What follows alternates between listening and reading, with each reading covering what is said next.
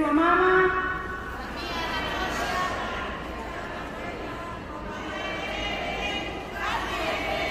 kauli mbiu naona wengi bado hawajaiweza.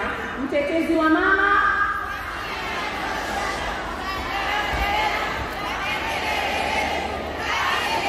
Asante. Mheshimiwa Mkurugenzi, ni nafasi ya kipekee sana kwetu kuwepo mahali hapa, lakini kabla sijazungumza lolote, niombe nimsimamishe Mheshimiwa Mkurugenzi. Naomba usimame tafadhali.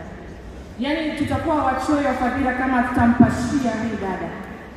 Na vigeregere nivisikie kutoka kwa wanawake, lakini pia nisikie sauti za ngurumo kutoka kwa baba. Naomba tupashe kama tunampashia. Hii jamani haikuwa rahisi kuandaa kongamano kubwa la kitaifa namna hii. Naomba tupashe. Pasha choma. Namna hiyo. Lakini tuna makofi ya mwisho na mpulizia perfume, tunafanya papa, tunampiga spray ili akitoka anukie manukato ya taasisi ya Mtetezi wa Mama. 1 2 3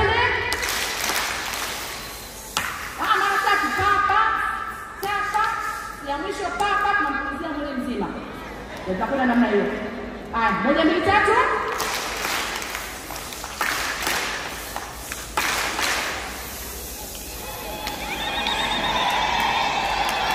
Asante. Kwa niaba ya ofisi ya mkoa, taasisi ya Mtetezi wa Mama, tuna machache tu ya kuwakilisha mbele ya meza. Kwanza kabisa tunamshukuru Mungu tangu taasisi imeanza ndani ya mkoa wa Pwani tumeweza kupata wanachama wasiopungua 500. Hiyo kwetu tunamshukuru Mungu, lakini pia tunayo mafanikio ambayo tunajivunia kwa uchache ambao tumeweza kufanya. Moja, baadhi ya wilaya zimeweza kufanya uzinduzi wa aina tofauti na wa kipekee, na tunazipongeza hizo wilaya zote ambazo zimeweza kufanya uzinduzi.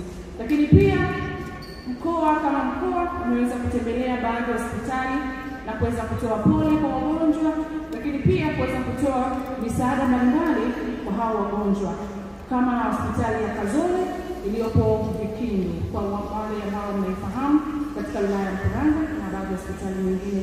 Lakini pia kama taasisi mkoa wa Pwani tumeweza kuwashika mkono wanawake wajane ambao wanapita kwenye mazingira magumu kwa kushirikiana na kikundi ambacho kipo Chalinze kinaitwa Women Talk Chalinze.